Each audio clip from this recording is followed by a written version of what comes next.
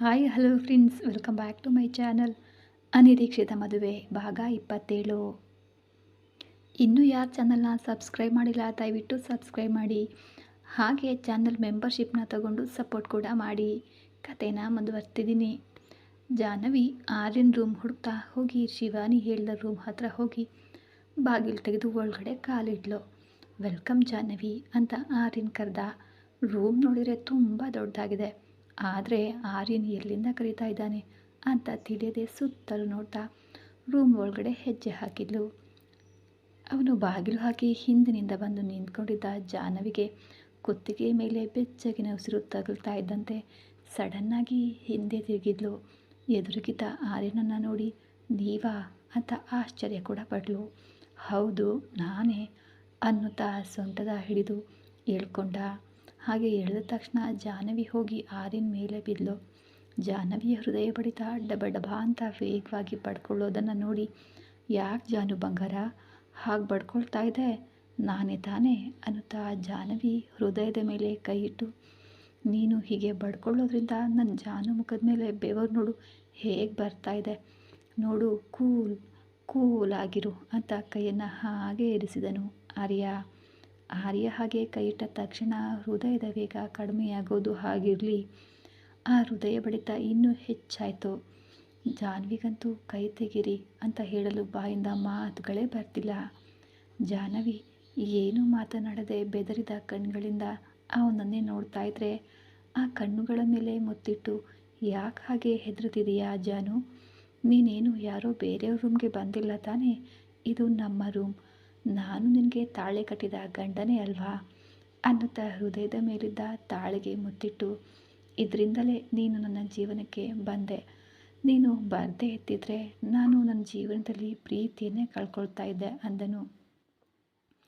ನೀವು ನನ್ನ ಜೀವನಕ್ಕೆ ಬರಬೇಕು ಅಂತ ಇತ್ತೋ ಏನೋ, ಅದಕ್ಕೆ ಅಂದು ಅವರ ಮಂಟಪದಿಂದ ಹಾಗೆ ಎದ್ದು ಹೋದದ್ದು.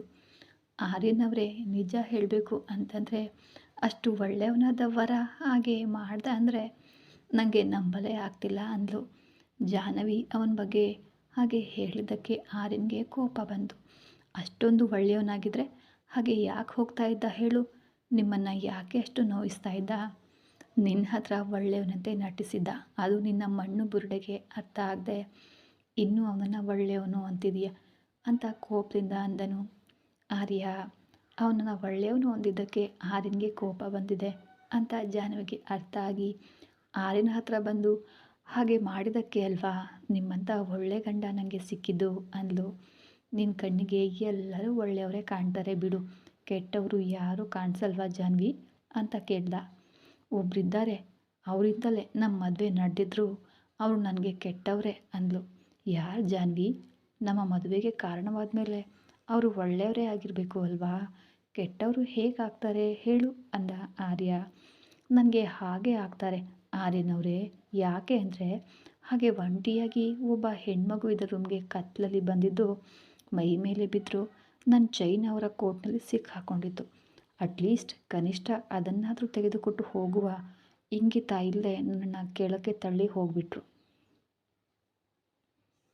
ಅವರು ಎದುರಿಗೆ ಸಿಕ್ಕರೆ ಶರ್ಟ್ ಹಿಡಿದು ಈ ಕೆನ್ನೆ ಆ ಕೆನ್ನೆ ಅಂತ ಬಾರಿಸಿ ನನ್ನ ಚೈನ್ ಎಲ್ಲಿ, ಮರ್ಯಾದೆಯಿಂದ ಕೊಡು ಅಂತ ಕೇಳ್ತೀನಿ ಅಂತ ಹೇಳ್ತಾ ಇದ್ರೆ ಆರ್ಯನ್ ಕೇಳಿಸಿಕೊಳ್ತಾ ಇವನು ಯಾರೋ ನನ್ನಂತೆಯೇ ಇದ್ದಾನಲ್ಲ, ಈ ಜಾಹ್ನವಿಗೆ ಅವ್ರ ಮೇಲೆ ಕೋಪ ಇರಬಹುದು, ಆದರೆ ನನಗೆ ಮಾತ್ರ ಅವರು ತುಂಬ ಒಳ್ಳೆಯವರು ಅನ್ನಿಸ್ತಾ ಇದ್ದಾರೆ ಅಂತ ಅಂದ್ಕೊಂಡ.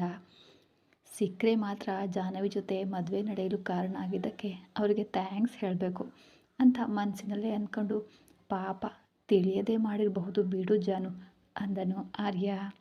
ಎಷ್ಟೇ ತಿಳಿಯದೆ ಮಾಡಿದರೂ ಒಂದು ಹೆಣ್ಮಗು ಅನ್ನೋ ಕರುಣೆ ಇರಬೇಕು ಅಲ್ವಾ ಅಂದ್ಲು.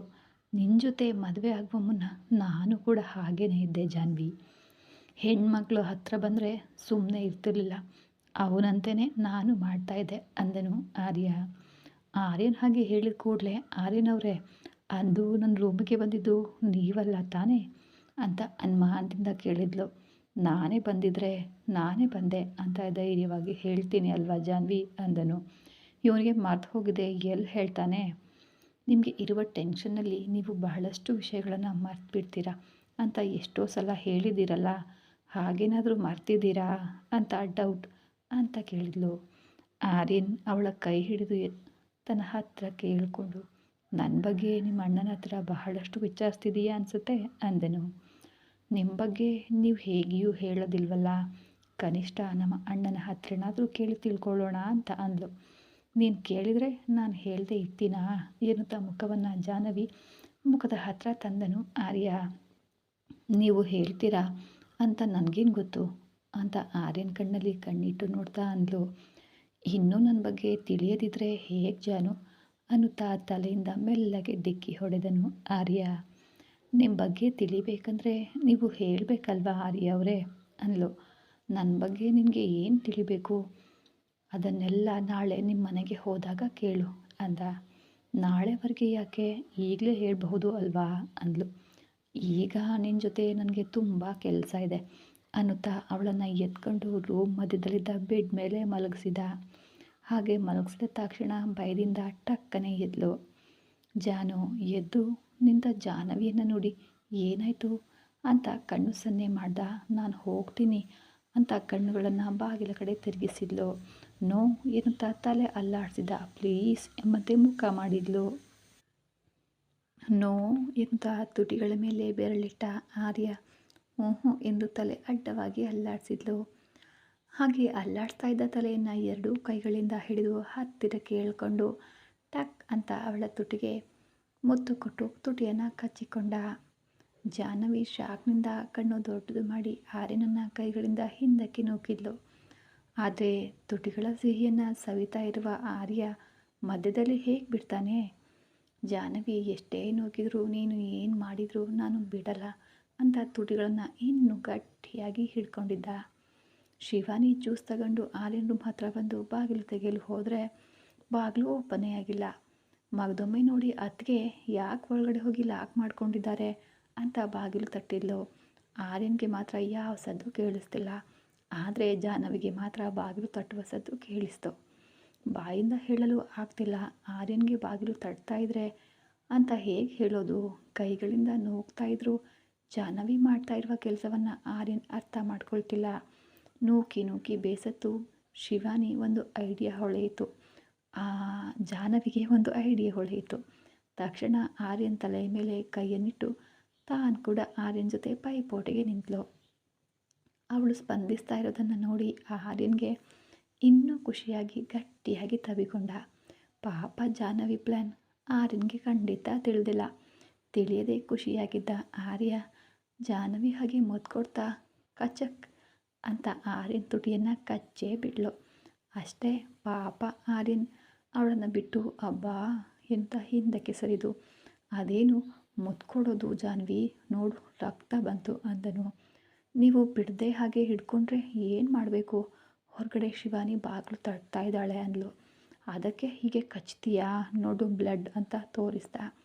ಅಯ್ಯೋ ಎಲ್ಲಿ ನೋಡೋಣ ಅಂತ ಹತ್ತಿರ ಹೋಗಿ ತನ್ನ ತುಟಿಗಳಿಂದ ರಕ್ತವನ್ನು ಒರೆಸಿ ಈಗ ಎಲ್ಲಿದೆ ತೋರಿಸಿ ಅಂದ್ಲು ಜಾಹ್ನವಿ. ಹಾಗೆ ಮಾಡ್ತಾಯಿದ್ರೆ ಕಣ್ಣು ಮಿಟುಕಿಸದೆ ನೋಡ್ತಾ ನೀನು ಇನ್ನೊಮ್ಮೆ ಬೈಟ್ ಮಾಡು ಅಂದರೆ ಕಚ್ಚು ಅಂದನು. ಕಚ್ಚುವ ವಿಷಯ ಆಮೇಲೆ ಇರಲಿ, ಮೊದಲು ಹೊರಗಡೆ ಶಿವಾನಿ ಬಂದಿದ್ದಾಳೆ ನೋಡಿ ಅಂದ್ಲು. ಶಿವಾನಿ ಅಷ್ಟೊತ್ತಿಗಾಗಲೇ 4 ಸಲ ಬಾಗಿಲನ್ನು ತಟ್ಟಿದ್ಲು. ನೀನು ಹೋಗ್ತಾಗಿ, ನಾನು ವಾಶ್ರೂಮ್ಗೆ ಹೋಗಿ ಬರ್ತೀನಿ ಅಂದನು ಆರ್ಯ. ಸರಿ ಎನ್ನುತ್ತಾ ಜಾಹ್ನವಿ ಬಂದು ಬಾಗಿಲು ತೆಗೆದ್ಲು. ಶಿವಾನಿ ಜ್ಯೂಸ್ ಗ್ಲಾಸ್ ತಗೊಂಡು ಒಳಗಡೆ ಬಂದು ಜಾಹ್ನವಿ ಮುಖ ಎಲ್ಲ ಕೆಂಪಾಗಿರೋದನ್ನು ನೋಡಿ ಅದಕ್ಕೆ ಒಳಗಡೆ ಲಾಕ್ ಮಾಡಿಕೊಂಡು ಏನು ಮಾಡ್ತಾಯಿದ್ರಿ ಅಂತ ಕೇಳಿದ್ಲು. ಅತ್ತಿಗೆ ಅಂತ ಕರಿತಾ ಇದ್ದಂತೆ ಜಾಹ್ನವಿ ಹೆದ್ರಿ ಶಿವಾನಿ ಅಂತ ಮೆಲ್ಲಗೆ ಅಂದ್ಲು. ಶಿವಾನಿಗೆ ಅರ್ಥ ಆಗದೆ ಏನಾಯಿತು ಅತ್ತಿಗೆ ಅಂತ ಕೇಳಿದ್ಲು. ಜಾಹ್ನವಿ ವಾಶ್ರೂಮ್ ಕಡೆ ಕೈ ತೋರಿಸಿದ್ಲು. ಆಗ ಶಿವಾನಿಗೆ ಆರ್ಯನ್ ರೂಮ್ನಲ್ಲಿ ಇದ್ದಾನೆ ಅಂತ ಅರ್ಥವಾಗಿ ಅಣ್ಣ ಬಂದಿದ್ದಾನಾ ಅಂತ ಕೇಳಿದ್ಲು. ಹೌದು ಶಿವಾನಿ, ನಿಮ್ಮಣ್ಣ ಆಫೀಸ್ನಿಂದ ಬಂದಿದ್ದಾರೆ ಅಂದ್ಲು. ಅಣ್ಣ ಇಷ್ಟು ಬೇಗ ಆಫೀಸ್ನಿಂದ ಬಂದ್ರ? ದಿನ ಹೀಗೆ ಬರ್ತಾ ಇರಲಿಲ್ವಲ್ಲ ಅಂತ ಜಾಹ್ನವಿ ಕಡೆ ನೋಡಿ, ಹೋ ಯಾಕೆ ಬಂದಿದ್ದಾರೆ ಅಂತ ನನಗೆ ಅರ್ಥ ಆಯಿತು ಬಿಡು ಅಂದ್ಲು. ನಿನಗೆ ಏನು ಅರ್ಥ ಆಯಿತು ಶಿವಾನಿ? ಅಣ್ಣನಿಗೆ ಬೇಕಾದವರು ಇವತ್ತು ಮನೆಯಲ್ಲೇ ಇರುವಾಗ ಅವ್ರು ಹೇಗೆ ಬರದೇ ಇರ್ತಾರೆ ಅಂತ ನಕ್ಲು ಶಿವಾನಿ. ನಿಮ್ಮ ಅಣ್ಣನಿಗೆ ಬೇಕಾಗಿದ್ದು ಏನು ಶಿವಾನಿ? ಇನ್ನೇನಿರುತ್ತೆ, ಈ ಬಂಗಾರದ ಬೊಂಬೆಯೇ ಅಲ್ವಾ ಅದಕ್ಕೆ ಅಂತ ನಕ್ಳು. ಶಿವಾನಿ ನಗ್ತಾ ಇರೋದನ್ನು ನೋಡಿ ವಾಶ್ರೂಮಿಂದ ಹೊರಗಡೆ ಬಂದ ಆರ್ಯನ್ ಸಂತೋಷಪಟ್ಟ. ಏನಮ್ಮ ಶಿವಾನಿ, ಇವತ್ತು ಅಷ್ಟೊಂದು ಜೋರಾಗಿ ನಗ್ತಾ ಇದೆಯಾ? ಅದು ಏನೆಂದು ಹೇಳಿದ್ರೆ ನಾನು ಕೂಡ ನಗ್ತೇನೆ ಅಲ್ವಾ ಅಂದ. ನೀವು ಯಾಕೆ ಇಷ್ಟು ಬೇಗ ಬಂದಿದ್ದೀರಿ ಅಂತ ಜಾಹ್ನವಿಗೆ ಹೇಳ್ತಾ ನಗ್ತಾ ಇದ್ದೆ ಅಣ್ಣ. ಆಫೀಸ್ನಲ್ಲಿ ಕೆಲಸ ಮುಗೀತು, ಅದಕ್ಕೆ ಬೇಗ ಬಂದೆ. ಅದರಲ್ಲಿ ನೀನು ಹೇಳೋ ಅಂಥದ್ದು ಏನಿದೆ ಅನ್ನುತ್ತಾ ಜಾಹ್ನವಿ ಕಡೆ ನೋಡಿ ಏನು ಅಂತೆ ಸನ್ನೆ ಮಾಡಿ ಕೇಳ್ದ. ಏನೂ ಇಲ್ಲ ಅನ್ನುವಂತೆ ಜಾಹ್ನವಿ ಕೂಡ ತಲೆ ಅಡ್ಡವಾಗಿ ಅಲ್ಲಾಡಿಸಿದ್ಲು. ನಾನು ಅದನ್ನೇ ಹೇಳಿದೆ ಅಣ್ಣ ಅಂತ ಶಿವಾನಿ ಈ ದಿನ ನಿಮ್ಮ ಫ್ರೆಂಡ್ ಮನೆಗೆ ನೀವು ಹೋಗಲಿಲ್ವಾ ಅಂತ ಕೇಳಿದ್ಲು. ಶಿವಾನಿ ಹಾಗೆ ಕೇಳ್ತಾ ಇದ್ದಂತೆ ಜಾಹ್ನವಿ ಕಡೆ ನೋಡಿ ಇವತ್ತು ನನ್ನ ಫ್ರೆಂಡ್ ಮನೆಯಲ್ಲಿ ಇಲ್ಲಮ್ಮ ಅಂದ. ಫ್ರೆಂಡ್ ಇಲ್ಲಿರುವಾಗ ಅಲ್ಲಿ ಹೇಗಿರ್ತಾರೆ ಅಣ್ಣ ಅಂತ ಮನಸ್ಸಿನಲ್ಲೇ ನಗ್ತಾ, ಅಣ್ಣ ಏನು ಅಂದ್ಕೊಳ್ದೇ ಇದ್ದರೆ ನನ್ನ ಫ್ರೆಂಡನ್ನು ಸ್ವಲ್ಪ ಅವ್ರ ಮನೆ ಹತ್ರ ಬಿಟ್ಟು ಬರ್ತೀಯಾ ಅಂತ ಕೇಳಿದ್ಲು. ಅವನು ಮನಸ್ಸಿನಲ್ಲಿ ನೀನು ಹೇಳದೇ ಇದ್ರು ನಾನು ಖಂಡಿತ ಬಿಟ್ಟು ಬರ್ತೀನಿ ಬಿಡು ಅಂದನು ಆರ್ಯ. ಜಾಹ್ನವಿ ಕಡೆ ನೋಡಿ ನಿನ್ನ ಫ್ರೆಂಡ್ಗೆ ಇಷ್ಟವೋ ಇಲ್ವೋ ಕೇಳಮ್ಮ ಮೊದಲು ಅಂದನು. ಜಾಹ್ನವಿ ಬೇಕು ಅಂತಾನೆ ಏನು ಪರವಾಗಿಲ್ಲ ಶಿವಾನಿ, ನಿಮ್ಮ ಅಣ್ಣನ ಅವಶ್ಯಕತೆ ಇಲ್ಲ ನನಗೆ, ನಾನು ಒಬ್ಬಳೇ ಹೋಗಬಲ್ಲೆ ಅಂದ್ಲು. ಆರ್ಯನ್ ಜಾಹ್ನವಿ ಕಡೆ ಗಂಭೀರವಾಗಿ ನೋಡಿ ಇಷ್ಟು ರಾತ್ರಿ ಹೊತ್ತು ಒಬ್ಬಳೇ ಹೇಗೆ ಹೋಗ್ತೀಯಾ? ನಾನು ಬಿಡ್ತೀನಿ ನಡಿ ಅಂದನು. ಹೌದು ಜಾಹ್ನವಿ, ನಮ್ಮ ಅಣ್ಣ ಬಿಡ್ತಾರೆ ಹೋಗು ಅಂತ ಶಿವಾನಿ ಕೂಡ ಒತ್ತಾಯಿಸಿದ್ಲು. ಸರಿ ಶಿವಾನಿ, ಏನಾದರೂ ಕೆಲಸ ಇದ್ದರೆ ಫೋನ್ ಮಾಡು ಅಂತ ಹೇಳಿ ಎಲ್ಲರೂ ಕೂಡ ಒಟ್ಟಿಗೆ ಕೆಳಗಡೆ ಬಂದರು. ಅದೇ ಸಮಯದಲ್ಲಿದ್ದ ಶರ್ಮಿಳಾ ಹೊರಗಡೆಯಿಂದ ಒಳಗಡೆ ಬರ್ತಾ ಹಾಲ್ನಲ್ಲಿ ಆರ್ಯನ್ ಮತ್ತು ಉಳಿದವರು ಇರೋದನ್ನು ನೋಡಿ ಹತ್ತಿರ ಬಂದಳು. ಶಿವಾನಿ ಪಕ್ಕದಲ್ಲಿ ಜಾಹ್ನವಿ ನಿಂತಿರೋದನ್ನು ನೋಡಿ ಯಾರೀ ಹುಡುಗಿ, ಈ ಮುಂಚೆ ಎಂದೂ ಕೂಡ ನಾನು ಇವಳನ್ನು ನೋಡಿಲ್ವಲ್ಲ ಅಂತ ಅಂದ್ಕೊಂಡು ಶಿವಾನಿ ಯಾರು ಈ ಹುಡುಗಿ ಅಂತ ಕೇಳಿದ್ಲು. ಚಿಕ್ಕಮ್ಮ, ನನ್ನ ಫ್ರೆಂಡ್ ಜಾಹ್ನವಿ ನನ್ನನ್ನು ನೋಡಲು ಅಂತ ಬಂದಿದ್ಲು ಅಂತ ಹೇಳಿದ್ಲು. ಕತ್ಲಾಯ್ತಲ್ವಾ, ಇಷ್ಟೊತ್ತಿನವರೆಗೂ ಏನು ಮಾಡ್ತಾ ಇದ್ಲು? ಕತ್ಲಾಗೋ ಮುನ್ನವೇ ಹೋಗಬೇಕಿತ್ತು ಅಲ್ವಾ ಅಂದು ಶರ್ಮಿಳಾ. ಈಗ ಹೋದರೂ ಭಯ ಇಲ್ಲ ಬಿಡಿ ಚಿಕ್ಕಮ್ಮ, ಅಣ್ಣ ಅವಳನ್ನು ಬಿಟ್ಟು ಬರ್ತಾರೆ. ಅಣ್ಣ ಯಾಕೆ ಶಿವಾನಿ, ನಮ್ಮ ಡ್ರೈವರ್ಗೆ ಹೇಳಿದರೆ ಅವನೇ ಬಿಟ್ಟು ಬರ್ತಾನಲ್ವಾ, ಅದಕ್ಕೆ ಆರ್ಯನ್ ಹೋಗುವ ಅವಶ್ಯಕತೆ ಆದರೂ ಏನಿದೆ? ಆದರೂ ಯಾಕೆ ಈಕೆ ಇಷ್ಟೊತ್ತಿನವರೆಗೂ ಇಲ್ಲಿ ಇರೋದು ಅಂತ ಗೊಣಗಿದ್ಲು. ಶರ್ಮಿಳಾ ಹಾಗೆ ಅಂದ ಕೂಡಲೇ ಜಾಹ್ನವಿಗೆ ಕೋಪ ಬಂತು. ಶಿವಾನಿ ನನಗೆ ಯಾರ ಸಹಾಯನೂ ಬೇಡ, ನಾನು ಒಬ್ಬಳೇ ಹೋಗಬಲ್ಲೆ ಅಂತ ಹೊರಡ್ತಾ ಇದ್ದರೆ ಶಿವಾನಿ ಅವಳನ್ನು ತಡೆದು ಶರ್ಮಿಳಾ ಹತ್ರ ಹೋಗಿ, ಚಿಕ್ಕಮ್ಮ ಈಕೆ ಬೇರೆ ಯಾರೂ ಅಲ್ಲ, ನಮ್ಮ ಅಣ್ಣನ ಫ್ರೆಂಡ್ ತಂಗಿ, ಹಾಗೆ ಹೇಗೆ ಒಬ್ಬಳನ್ನ ಕಳಿಸ್ಲಿ ಹೇಳಿ ಅಂದ್ಲು. ಏನು, ನಿಮ್ಮ ಅಣ್ಣನ ಫ್ರೆಂಡ್ ತಂಗಿನ? ಅವಳು ನಿನಗೆ ಹೇಗೆ ಫ್ರೆಂಡ್ ಆದ್ಲು? ನಿಮ್ಮ ಅಣ್ಣನ ಫ್ರೆಂಡ್ಸ್ ಯಾರೂ ಕೂಡ ಈ ಕಡೆ ಬರಲ್ವಲ್ಲ ಅಂತ ಆಳವಾಗಿ ವಿಚಾರಿಸಿದ್ಲು. ಅದು ಚಿಕ್ಕಮ್ಮ, ಒಂದಿನ ಅಣ್ಣನಿಗಾಗಿ ನಾನು ಊಟ ತೊಗೊಂಡು ಹೋದಾಗ ಆಫೀಸಲ್ಲಿ ಪರಿಚಯ ಆದ್ಲು ಅಂತ ಹೇಳಿದ್ಲು. ಆಗ ಶರ್ಮಿಳಾಗೆ ನೆನಪಾಯಿತು, ಅಂದಿನಿಂದನೇ ಈ ಶಿವಾನಿಗೆ ಇಷ್ಟೊಂದು ಬದಲಾವಣೆ ಬಂದಿದ್ದು ಅಂತ. ಅದೆಲ್ಲ ಈಕೆಯ ಮಹಾತ್ಮೆನಾ ಅಂತ ಜಾಹ್ನವಿ ಕಡೆ ಕೋಪದಿಂದ ನೋಡ್ತಾ, ನಮ್ಮ ಡ್ರೈವರ್ ಜಾಗರೂಕತೆಯಿಂದನೇ ಬಿಟ್ಟು ಬರ್ತಾನೆ ಬಿಡು, ನೀವಿಬ್ಬರು ಒಳಗಡೆ ಹೋಗಿ ಅಂದ್ಲು.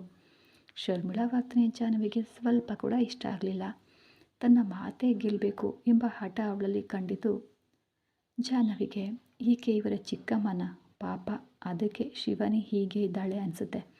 ನಾನು ಹೋಗ್ತೀನಿ ಶಿವಾನಿ ಅಂತ ಹೊರಗಡೆ ಹೋಗ್ತಾ ಇದ್ದಾಗ ಆರ್ಯನ್ ನೋಡಿ ಸುಮ್ಮನೆ ಇರಲಾಗ್ದೆ, ಚಿಕ್ಕಮ್ಮ ಅವಳನ್ನು ನಾನೇ ಬಿಟ್ಟು ಬರ್ತೀನಿ ಅಂತ ಶರ್ಮಿಳಾ ಮಾತನ್ನು ಲೆಕ್ಕಿಸದೆ ಹೊರಟು ಹೋದ. ಆರ್ಯನ್ ಹಾಗೆ ಹೋಗಿದ್ದು ಶಿವಾನಿಗೆ ಖುಷಿ ಕೊಡ್ತು. ಆದರೆ ಶರ್ಮಿಳಾ ಜೊತೆ ಏನೂ ಮಾತಾಡದೆ ತನ್ನ ರೂಮಿಗೆ ತನ್ನ ಪಾಡಿಗೆ ತಾನು ಹೊರಟು ಹೋದ್ಲು. ಇತ್ತ ಶರ್ಮಿಳಾ ಮುಖ ಕೋಪದಿಂದ ಕೆಂಪಾಗಿತ್ತು. ಈ ಮನೆಯಲ್ಲಿ ನನ್ನ ಮಾತಿಗೆ ಎದುರು ಹೇಳುವ ಧೈರ್ಯ ಬಂದ ಇವನಿಗೆ, ಅದು ನನ್ನ ಮುಂದೆ ಹುಟ್ಟಿ ಬೆಳೆದವನು ಈಗ ನನ್ನ ಮಾತನ್ನೇ ಮೀರುವ ಹಂತಕ್ಕೆ ಹೋದ್ನಾ? ಇವರನ್ನು ಹೀಗೆ ಸುಮ್ಮನೆ ನೋಡ್ತಾ ಕೂತ್ರೆ ನಾಳೆ ಏನೇನು ಬೇಕಾದರೂ ಆಗಬಹುದು ಅಂತ ಕೋಪದಿಂದ ರೂಮ್ಗೆ ಹೋದ್ಲು ಶರ್ಮಿಳಾ. ಶಿವಾನಿ ರೂಮ್ಗೆ ಹೋಗಿ ಜಾಹ್ನವಿ, ನಾನು ಅತ್ತಿಗೆ ಅಂತ ತಿಳಿದಾಗಿಂದ ನನಗೆ ತುಂಬ ಖುಷಿಯಾಗ್ತಿದೆ. ಅಣ್ಣ ಬೇಗ ಮನೆಯವರಿಗೆಲ್ಲ ಈ ವಿಷಯನ ತಿಳಿಸಿ ಅತ್ತಿಗೆಯನ್ನು ಮನೆಗೆ ಕರೆತಂದರೆ ಎಷ್ಟು ಚೆನ್ನಾಗಿರುತ್ತೆ ಅಲ್ವಾ ಅಂತ ಅಂದ್ಕೊಂಡ್ಳು. ಆದರೆ ಅಷ್ಟರಲ್ಲೇ ಅವಳಿಗೆ ಪ್ರತಾಪ್ ವರ್ಮ ಮತ್ತು ರಮೇಶ್ ನೆನಪಾದರು. ಅವರ ನೆನಪಾಗಿ ಭಯದಿಂದ ಮೈಯೆಲ್ಲ ಬೆವದು ಹೋಯಿತು. ಗಂಡಸರು ಯಾಕೆ ಹೀಗೆ ವರ್ತಿಸ್ತಾರೋ ನನಗೆ ಅರ್ಥ ಆಗ್ತಿಲ್ಲ. ಡ್ಯಾಡಿ ಮಾಡುವ ಕೆಲಸ ಯಾರಿಗೆ ಹೇಳಲಿ? ಯಾರಿಗಾದರೂ ಹೇಳಿದರೆ ಸ್ವಂತ ತಂದೆ ಎಲ್ಲಾದರೂ ಹೀಗೆ ಮಾಡ್ತಾರಾ? ನೀನೇ ಸುಳ್ಳು ಹೇಳ್ತಿದ್ದೀಯಾ ಅಂತಾರೆ. ಶಿವಾನಿಗೇನು ಗೊತ್ತು ಇವನು ಅವಳ ಸ್ವಂತ ಡ್ಯಾಡಿ ಅಲ್ಲ ಅಂತ. ಪಾಪ, ಚಿಕ್ಕಂದಿನಿಂದ ಮೈಯೆಲ್ಲ ಮುಟ್ತಾ ಇದ್ದಾಗ ನನಗೆ ಅರ್ಥ ಆಗ್ತಿರ್ಲಿಲ್ಲ. ಸ್ವಲ್ಪ ವಯಸ್ಸಿಗೆ ಬಂದಮೇಲೆ ಆ ಸ್ಪರ್ಶದ ವ್ಯತ್ಯಾಸ ಈಗ ತಿಳಿಯಿತು. ಮಗಳಾದರೂ ನನ್ನ ಜೊತೆ ಹೀಗೆ ಹೇಗೆ ವರ್ತನೆ ಮಾಡ್ತಾರೋ, ಹೇಗೆ ಮಾಡಬೇಕು ಅಂತ ಅನಿಸುತ್ತೋ ನನಗಂತೂ ಅರ್ಥ ಆಗ್ತಿಲ್ಲ. ಡ್ಯಾಡಿ ಮಾಡುವ ಕೆಲಸಗಳಿಗೆ ನನಗೆ ಸಾಯಬೇಕು ಅಂತ ಅನ್ನಿಸ್ತಾ ಇದೆ. ಇದರ ಮಧ್ಯೆ ಈ ರಮೇಶ್ ಬೇರೆ ಒಬ್ಬ. ಚಿಕ್ಕಮ್ಮನಿಗೆ ನನ್ನ ಮೇಲೆ ಯಾಕೆ ಅಷ್ಟೊಂದು ಕೋಪನೋ ಗೊತ್ತಿಲ್ಲ. ಮೃಗದಂತೆ ಇರುವ ಅವನ ಜೊತೆ ನನಗೆ ಮದುವೆ ಮಾಡಲು ನೋಡ್ತಾ ಇದ್ದಾಳೆ. ನಾನು ಮಾಡ್ಕೊಳ್ಳಲ್ಲ ಅಂದರೆ ಡ್ಯಾಡಿ ಹತ್ರ ಹೇಳ್ತೀನಿ ಅಂತ ಬೆದರಿಸ್ತಾಳೆ. ಡ್ಯಾಡಿ ಮತ್ತು ಚಿಕ್ಕಮ್ಮ ನನ್ನ ಬಗ್ಗೆ ಏನು ಮಾಡ್ತಾರೋ ಅಂತ ಭಯವಾಗ್ತಾ ಇದೆ.